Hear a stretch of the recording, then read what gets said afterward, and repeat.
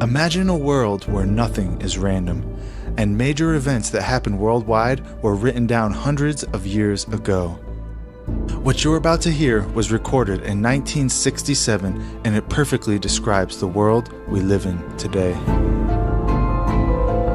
Myron C. Fagan, a famous Hollywood writer who rose through the ranks of the Hollywood elite, uncovering some nasty secrets along the way. He made it his life's work to expose the darkness that he personally saw with his own two eyes. This recording is a culmination of his life's work, and through a historical lens, he reveals what's been hiding in the shadows for hundreds of years. What you're about to hear is not conspiracy theory, rather is documented historical fact that holds up to the most rigid scrutiny. And without further ado, I bring you the Illuminati and the Council on Foreign Relations. The question of how and why the Illuminati is the crux of the great conspiracy to destroy the sovereignty of the United States and the enslavement of the American people within a UN one-world dictatorship is a complete and unknown mystery to the vast majority of the American people. The reason for this unawareness of the frightening danger to our country and to the entire free world is simple. The masterminds behind this great conspiracy have absolute control of all of our mass communications media, especially television, the radio, the press, and Hollywood. Do you have any people being paid by the CIA who are contributing to a major circulation American journal? We do have people who submit pieces to two American journals. Do you have any people paid by the CIA who are working for television networks? This, I think, gets into the kind of getting into the details, Mr. Chairman, that I'd like to get into in executive session. Do you have any people being paid by the CIA who are contributing to the national news services, AP and UPI? Well, again, I think we're getting into the kind of detail, Mr. Chairman, that I'd prefer to handle in executive session. We all know that our State Department, the Pentagon, and the White House have brazenly proclaimed that they have the right and the power to manage the news, to tell us not the truth, but what they want us to believe. They have seized that power on orders from their masters of the great conspiracy. And the objective is to brainwash the people into accepting the phony peace bait to transform the United States into an enslaved unit of the United Nations one world government. Let me clarify the meaning of the expression, "He is a liberal." The enemy, meaning the one world conspirators, have seized upon that word liberal as a cover-up for their activities. It sounds so innocent and so humanitarian to be liberal. This satanic plot was launched back in the 1760s when it first came into existence under the name of the Illuminati. This Illuminati was organized by one Adam Weishaupt, born a Jew, who was converted to Catholicism and became a Catholic priest, and then, at the behest of the then newly organized House of Rothschild, defected and organized the Illuminati. Naturally, the Rothschilds financed that operation. And every war since then, beginning with the French Revolution, has been promoted by the Illuminati, operating under various names and guises. I say under various names and guises because after the Illuminati was exposed and became too notorious, Weishaupt and his co-conspirators began to operate under various other names. In the United States, immediately after World War I, they set up what they called the Council on Foreign Relations, commonly referred to as the CFR. And this CFR is actually the Illuminati in the United States. Perhaps the most vital directive in Weishaupt's plan was to obtain absolute control of the press, at that time the only mass communications media to distribute information to the public, so that all news and information could be slanted, so that the masses could be convinced that a one-world government is the only solution to our many and varied problems. Now do you know who owns and controls our mass communications media? I'll tell you, practically all the movie lots in Hollywood is owned by the Lehmans, Kuhn Loeb and Company, Goldman Sachs, and other internationalist bankers. All the national radio and TV channels in the nation are owned and controlled by those same internationalist bankers. The same is true of every chain of metropolitan newspapers and magazines, also of the press wire services, such as Associated Press, United Press International, etc. The supposed heads of all those media are merely the fronts for the internationalist bankers, who in turn compose the hierarchy of the CFR, today's Illuminati in America. Now can you understand why the Pentagon's press agent Sylvester so brazenly proclaimed that the government has the right to lie to the people? What he really meant was that our CFR-controlled government had the power to lie to and be believed by the brainwashed American people. And let's again go back to the first days of the Illuminati. In 1785, the Bavarian government outlawed the Illuminati and closed the lodges of the Grand Orient. In 1786, they published all the details of the conspiracy. The English title of that publication is The Original Writings of the Order and Sect of the Illuminati. Copies of the entire conspiracy were sent to all the heads of church and state in Europe. But the power of the Illuminati, which was actually the power of the Rothschilds, was so great that this warning was ignored. Nevertheless, Illuminati became a dirty word, and it went underground. At the same time, Weishaupt ordered Illuminists to infiltrate into the lodges of Blue Masonry and form their own secret societies within all secret societies. Only Masons who proved themselves internationalists and those whose conduct proved they had defected from God were initiated into the Illuminati. Thenceforth, the conspirators donned the cloak of philanthropy and humanitarianism to conceal their revolutionary and subversive activities, and that all that secrecy emphasizes the power of the masterminds of the Illuminati to prevent such terrible events of history from being taught in our schools. In 1834, the Italian revolutionary leader Giuseppe Mazzini was selected by the Illuminati to direct their revolutionary program throughout the world. He served in that capacity until he died in 1872. But some years before he died, Mazzini had enticed an American general named Albert Pike into the Illuminati.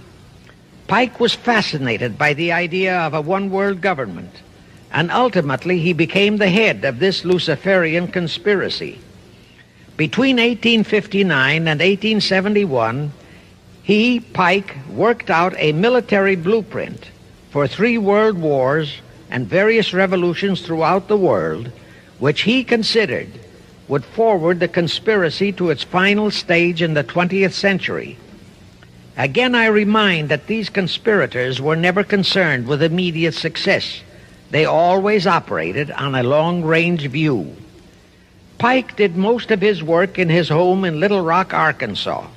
But a few years later, when the Illuminati's lodges of the Grand Orient became suspect and repudiated because of Mazzini's revolutionary activities in Europe, Pike organized what he called the New and Reformed Palladian Rite. He set up 3 supreme councils, one in Charleston, South Carolina, one in Rome, Italy, and the third in Berlin, Germany. he had Mazzini establish 23 subordinate councils in strategic locations throughout the world. These have been the secret headquarters of the world revolutionary movement ever since. Long before Marconi invented radio, the scientists in the Illuminati had found the means for Pike and the heads of his councils to communicate secretly. It was the discovery of that secret that enabled intelligence officers to understand how apparently unrelated incidents, one such as the assassination of an Austrian prince at Sarajevo, took place simultaneously throughout the world, which developed into a war or a revolution. Pike's plan was as simple as it has proved effective.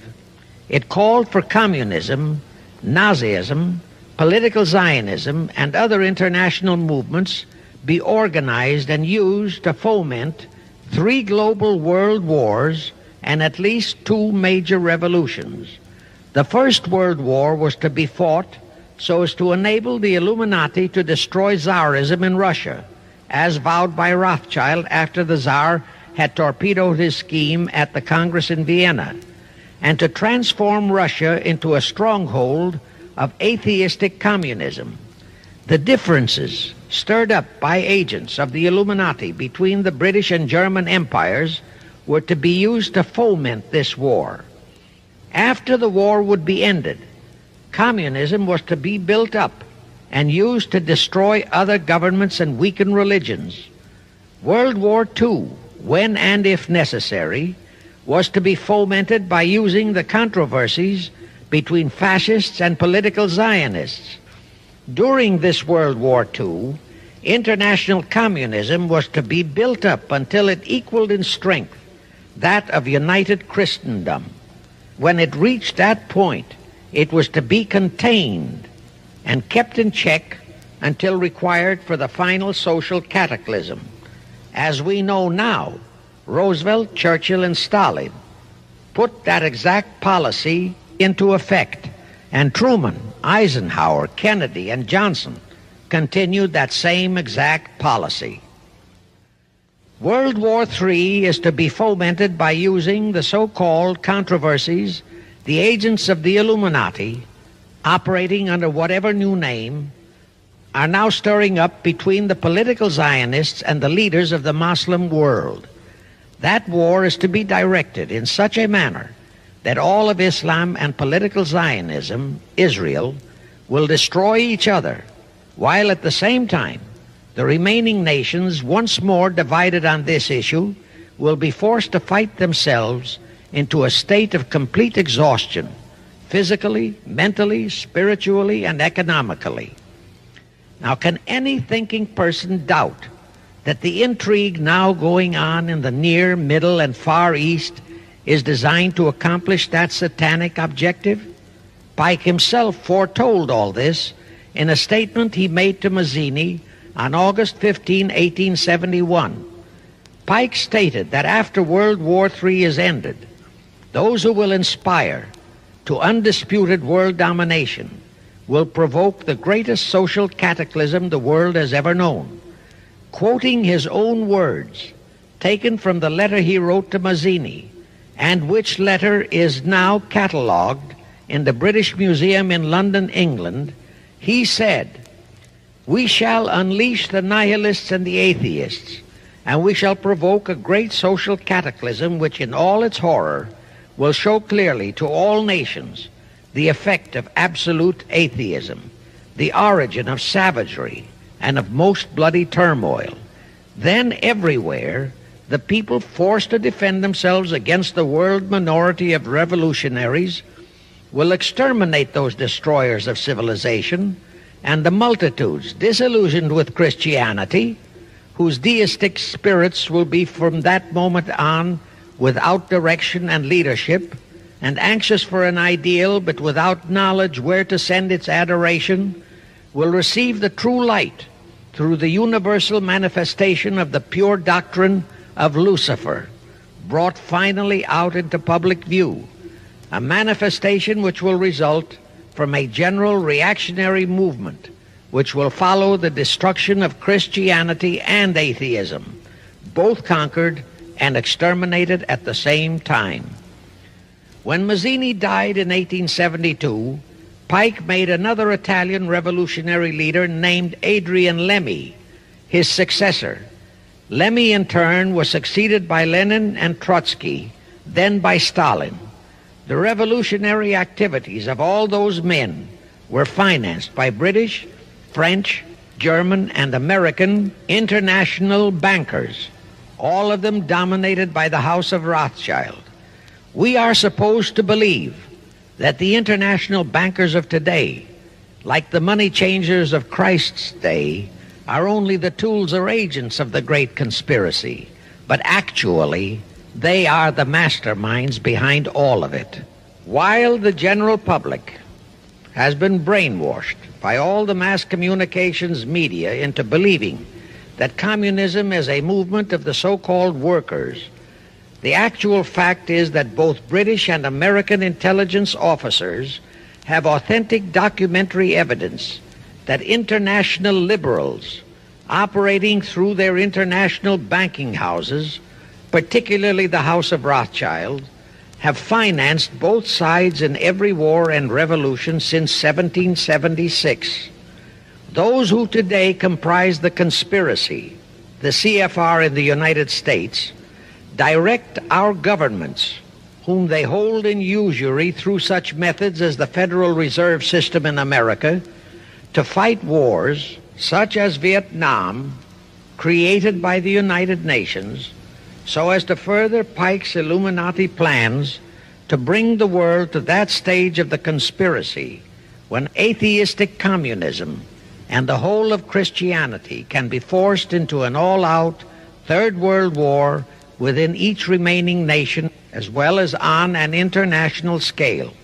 Now let me show you how our federal government and the American people have been sucked into the one-world takeover plot of the Illuminati Great Conspiracy.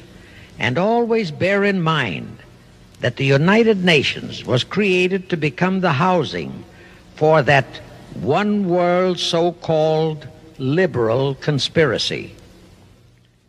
The real foundations of the plot for the takeover of the United States were laid during the period of our Civil War. Not that Weishaupt and the earlier masterminds had ever overlooked the New World. Weishaupt had his agents planted over here as far back as the Revolutionary War.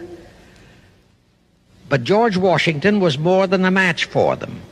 It was during the Civil War that the conspirators launched their first concrete efforts.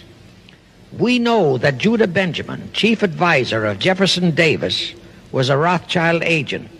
We also know that there were Rothschild agents planted in Abraham Lincoln's cabinet who tried to sell him into a financial dealing with the House of Rothschild. But old Abe saw through the scheme and bluntly rejected it, thereby incurring the undying enmity of the Rothschilds. Investigation of the assassination of Lincoln revealed that the assassin, Booth, was a member of a secret conspiratorial group. Because there were a number of highly important government officials involved, the name of the group was never revealed, and it became a mystery, exactly as the assassination of Jack Kennedy still is a mystery.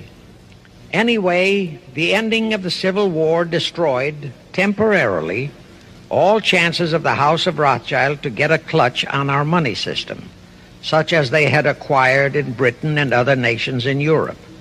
I say temporarily because the Rothschilds and the masterminds of the conspiracy never quit. So they had to start from scratch, but they lost no time in getting started. Shortly after the Civil War, a young immigrant who called himself Jacob H. Schiff arrived in New York. Jacob was a young man with a mission for the House of Rothschild. Jacob was the son of a rabbi, born in one of Rothschild's houses in Frankfurt, Germany. I won't go deeply into his background. The important point is that Rothschild recognized in him not only a potential money wizard, but more important, he also saw the latent Machiavellian qualities in Jacob that could, as it did, make him an invaluable functionary in the great one-world conspiracy.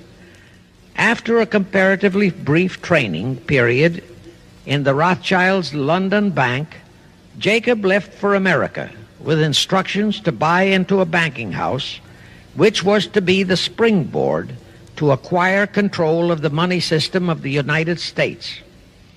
Actually, Jacob came here to carry out 4 specific assignments. Number 1, and most important, was to acquire control of America's money system. Number 2, find desirable men who, for a price, would be willing to serve as stooges for the great conspiracy and promote them into high places in our federal government, our Congress, in the U.S. Supreme Court, and all federal agencies. Number 3, create minority group strife throughout the nations, particularly between whites and blacks.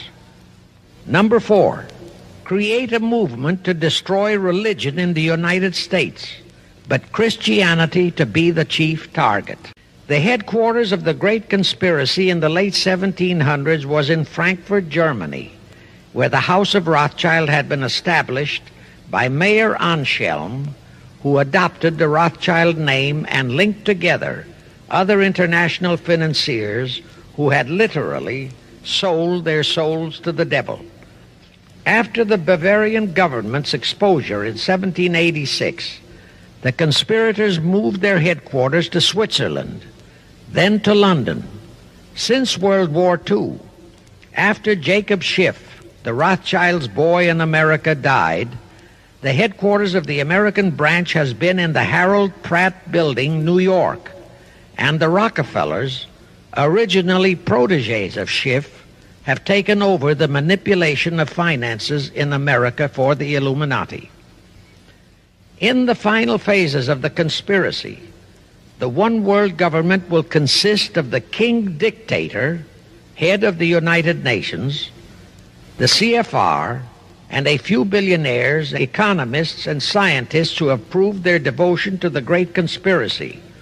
All others are to be integrated into a vast conglomeration of mongrelized humanity, actually slaves.